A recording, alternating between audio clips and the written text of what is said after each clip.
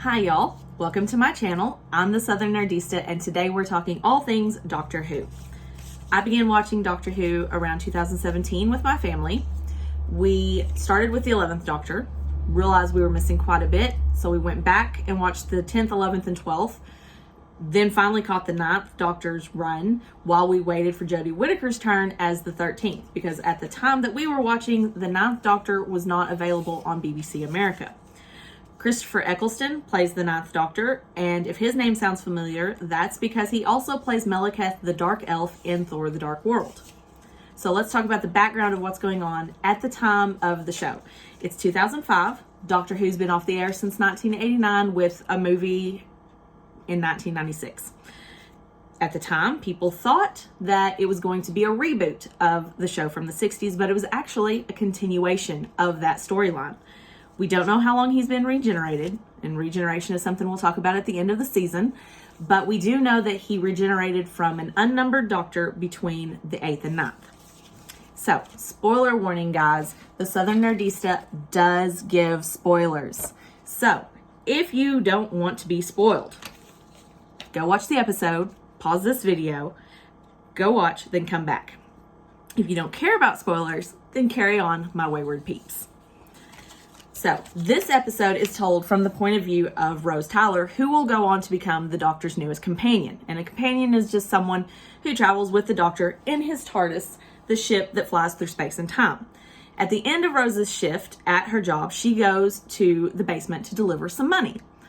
But she ends up getting trapped in a room with living mannequins, because like any good heroine, she had to go investigate the creepy noise. A door opens and a hand grabs hers. This is the first time we see the Doctor, and his one and only line is run. And Rose runs off with this guy she's never met. Girls, I'm going to be your mama for a second. Don't run off with strange people. They manage to escape, stealing one of the mannequin's arms in the process. Rose convinces herself that it's a prank by local kids, but the Doctor explains it's creatures of living plastic.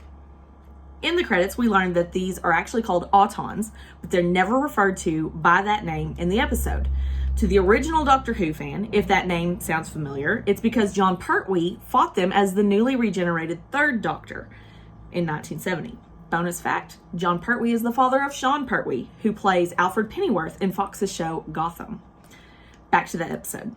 The Doctor sends Rose off before blowing up the shop where she works. And at home, while she watches coverage of her workplace burning to the ground, she has her boyfriend, Mickey, toss out the mannequin arm on his way to the pub. The next morning, the Doctor shows up at her house tracking the arm. This leads into 2 theories about his timeline.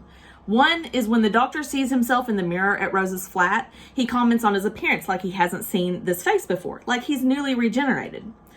I subscribe to the second theory that he's just nitpicking at the flaws like we all do when we look in the mirror. I'll leave that up to you to decide, dear watcher. The arm sneaks inside through the cat flap and attacks the Doctor and Rose. Using his sonic screwdriver, a piece of alien technology that is kind of like a multi-purpose tool, the Doctor cuts off the signal between the arm and the creature controlling it. Rose walks the Doctor back to his TARDIS, camouflaged as a giant blue phone box from the 1950s.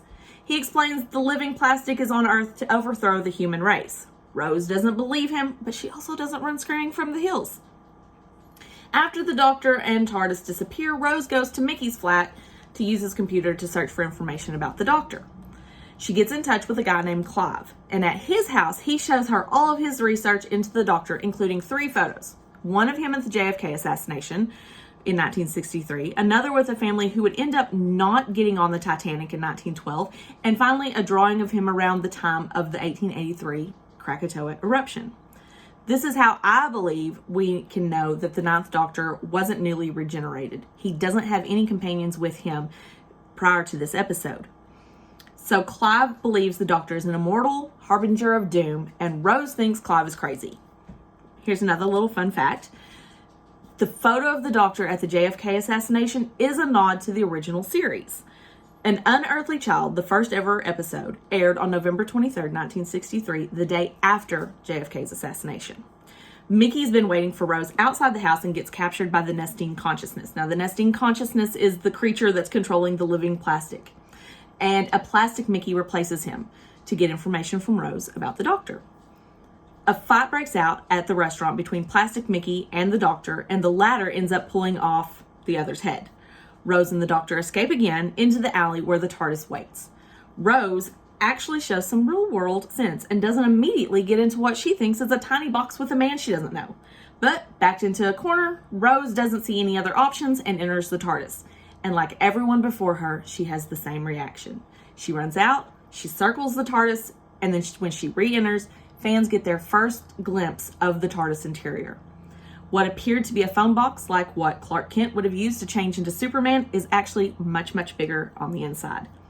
Using Plastic Mickey's head before he loses the signal, the Doctor, Rose, and the TARDIS disappear from the alley and reappear elsewhere in London. With a major hand from Rose, the Doctor discovers the lair of the nesting consciousness under the London Eye. While the Doctor gives the nesting consciousness a chance to cancel the invasion, Rose rescues Mickey, who's been kept alive.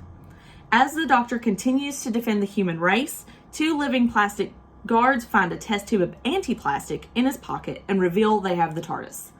Accusations are made, and the Doctor switches from defending the humans to defending himself and his actions during a war that occurred prior to the new show. The nesting consciousness panics and accelerates its plans to take over Earth. It takes a brave move from Rose, the human, to save everyone, including the Doctor.